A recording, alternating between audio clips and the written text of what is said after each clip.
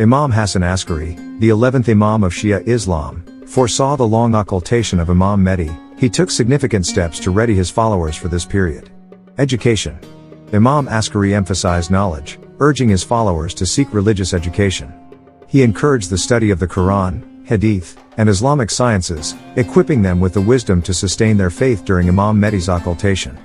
Community and charity. Imam Askari instilled the values of compassion and unity.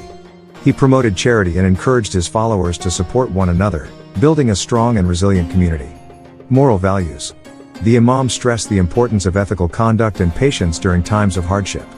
He guided his followers to cultivate virtues that would strengthen their resolve. Spiritual connection.